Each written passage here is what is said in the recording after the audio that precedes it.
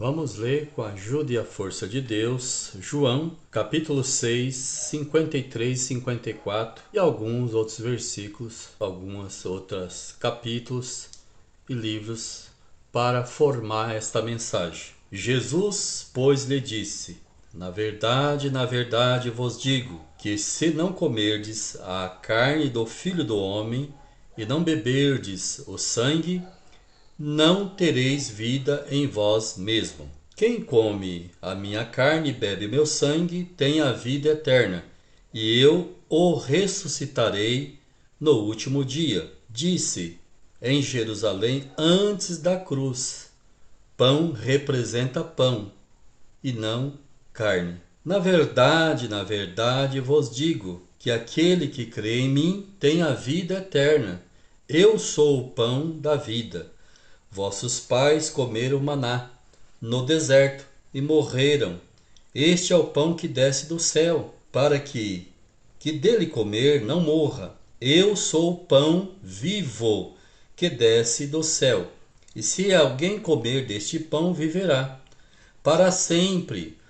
E o pão que eu lhe der é a minha carne, que eu darei pela vida do mundo. João, capítulo 6, verso 47 ao 51.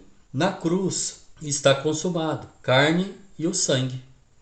Porque, tendo a lei a sombra dos bens futuros, e não a imagem exata das coisas, nunca pelos mesmos sacrifícios, que continuamente se oferece cada ano, pode aperfeiçoar os que a eles se chegam. Hebreus capítulo 10, verso 1. Então disse: eis aqui venho para fazer, ó Deus, a tua vontade. Tira o primeiro para estabelecer o segundo. Então, tira a lei, que era o primeiro, e estabeleça o segundo, que é a graça, na qual vontade temos sido santificado pelas oblações do corpo de Jesus Cristo, feito uma vez. E assim todo sacerdote aparece cada dia ministrando e oferecendo muitas vezes os mesmos sacrifícios, que nunca podem tirar os pecados. Hebreus capítulo 10, verso 9 ao 11. A igreja é o corpo de Cristo e não um pedaço de pão. O corpo de Cristo somos nós, a igreja. Nós somos a igreja. Nós somos templos e morada do Espírito Santo. E tomando o pão e havendo dado graça, partiu-o e deu-lhe, dizendo: isto é o meu corpo, que por vós é dado. Fazei isso em memória de mim. Semelhantemente tomou o cálice, depois da ceia, dizendo: este cálice é o novo testamento no meu sangue, que é derramado por vós. Lucas capítulo 22, verso 19 e 20. Era a sombra olhar para o real corpo oferecido na cruz, e não dizendo que um pedaço de pão é o corpo de Cristo. O corpo de Cristo, conforme a tua palavra, é a sua igreja. Nós somos o templo e morada do Espírito Santo. Nós somos o corpo, a igreja é o corpo de Cristo, não um pedaço de pão e vinho. Faz memória de mim quando você está morto, mas Jesus ressuscitou no terceiro dia e está vivo. Então não servimos a um Cristo morto, seguimos e cremos num Cristo ressuscitado. Regozijo-me agora no que padeço por vós, e na minha carne cumpro o resto das aflições de Cristo, pelo seu corpo, que é a igreja, não um pedaço de pão. Colossenses capítulo 1, verso 24. A igreja é o corpo de Cristo, que somos nós. Assim devem os maridos amar as suas próprias mulheres, como o seu próprio corpo. Quem ama a sua mulher, ama a si mesmo, porque nunca ninguém odiou a sua própria carne. Antes a alimenta e a sustenta, como também o Senhor a igreja, porque somos membros do seu corpo, da sua carne e dos seus ossos.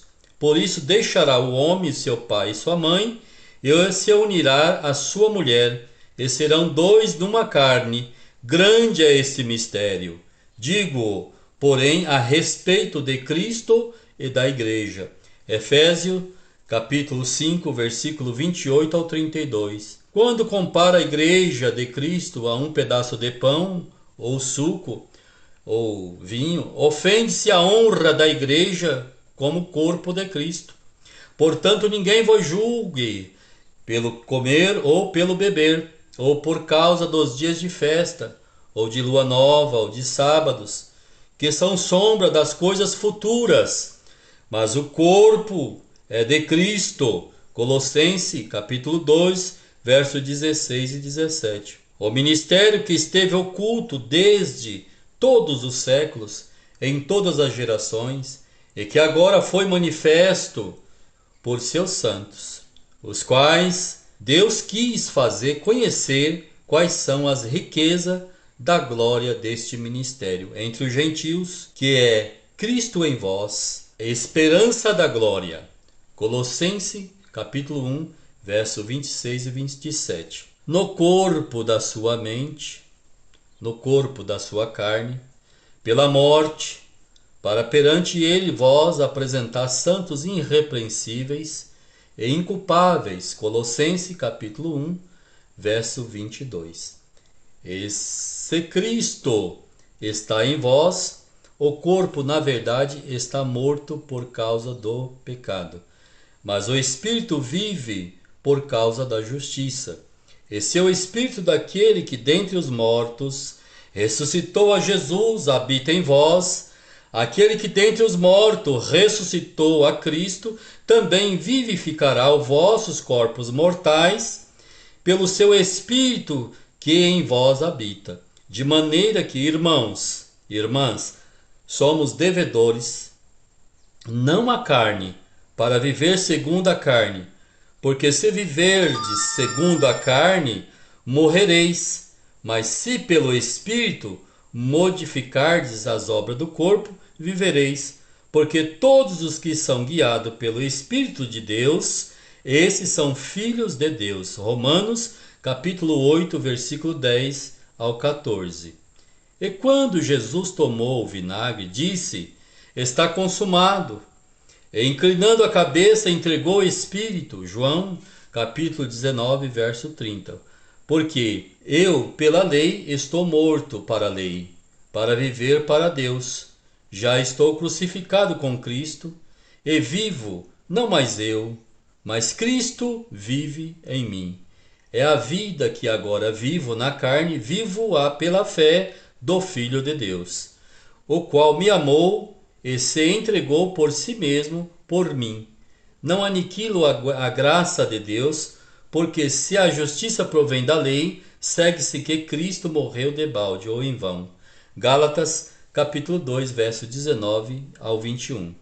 Por esta razão, nós também, desde o dia em que ouvimos, não cessamos de orar por vós, e de pedir que sejais cheio do conhecimento da sua vontade, em toda a sabedoria e inteligência espiritual, para que possais andar dignamente diante do Senhor, agradando-lhe em tudo, frutificando em toda a boa obra e crescendo no conhecimento de Deus. Colossenses capítulo 1, verso 9 ao 10. Não pelas obras de justiça que houvéssemos feito, mas segundo a sua misericórdia, nos salvou pela lavagem da regeneração e da renovação do Espírito Santo, que abundantemente ele derramou sobre nós por Jesus Cristo, nosso Salvador, para que, sendo justificado pela graça, sejamos feitos herdeiros segundo a esperança da vida eterna. Tito, capítulo 3, versos 5 ao 7. Fiel é a palavra, e isto quero que deveras afirmes, para que os que creem em Deus procurem aplicar-se às boas obras. Estas coisas são boas e proveitosas aos homens, mas não entrem em questões loucas, genealogias e contendas, e nos debate acerca da lei, porque são coisas inúteis e vãs ao homem herege depois de uma e outra admoestação. Evita-o, sabendo que esse tal está pervertido, e peca, estando já em si mesmo condenado. Tito, capítulo 3, verso 8 ao 11. Se o Deus precisa desse meu dinheiro, ele é mesquinho, pois ele é dono do ouro e da prata. Quando Paulo seguia a lei, estava debaixo de mandamentos e ordenanças. Mas quando Cristo chamou, disse: a minha graça vos basta. Glória a Deus. Estais perfeito nele, que é o cabeça de todo o principado e potestade, no qual também estais circuncidado, com a circuncisão não feita por mão, não despojo do corpo dos pecados da carne, pela circuncisão de Cristo, sepultado com ele no batismo. Nele também ressuscitaste pela fé no poder de Deus, que ressuscitou dentre os mortos, e quando vós estáveis mortos nos pecados e na incircuncisão da vossa carne, vos vivificou juntamente com ele, perdoando-vos todas as ofensas, havendo riscado a cédula que era contra nós nas suas ordenanças, nos seus manuais, nos seus credos, aleluia, o qual de alguma maneira nos era contrária, e tirou do meio de nós, cravando-a na cruz. Colossenses 2, 10 ao 14. Nenhum ritual, nenhuma ordenança, nenhum mandamento que se aplica ao povo gentil. O Senhor rasgou a cédula de incredulidade. O Senhor rasgou todas as ordenanças, todos os mandamentos, e cravou-se na cruz. Então, nenhuma acusação há contra os eleitos de Deus, porque é o Senhor que justifica, é o Senhor que levanta a tua cabeça, é o Senhor que levanta a nossa cabeça. Deixa que o Espírito Santo nos guia pela tua palavra. E muitas das vezes nós queremos agradar com obras, mas não é com obras que se agrada a Deus. Não sois salvo pelas obras, sois salvo pela graça. Isso não vem de vós, não vem pelas obras, para que não vos justifiqueis, para que não vos levantei, aleluia, glória ao Cordeiro de Deus, a sua autoestima, achando que é a obra que vai te salvar. Sois salvos pela graça, isso não vem de vós. Isso é o dom de Deus, isso vem pela fé, para que ninguém se vangloria. Então firme as estacas na palavra do Senhor. Creia no Senhor, não importa que o vento se levanta, não importa que o mar se revolta, não importa que o ventaval sopre, é importante que o Senhor está na tua vida, está na tua vida, aleluia, santo é o Senhor. Pelo um caminho adversário entre, mas por certo ele sairá, porque Cristo é contigo. Levanta a tua cabeça, não desista, o Senhor tem promessa na tua vida, o Senhor tem plano na tua vida, Ele está contigo. Ele é um homem, Ele não é um homem para quem minta, Ele não é um homem para que se arrependa. Aquilo que Ele prometeu está de pé, Ele está na tua vida. Cumpre a minha palavra, segue a minha graça te basta. Glória a Deus, Deus abençoe.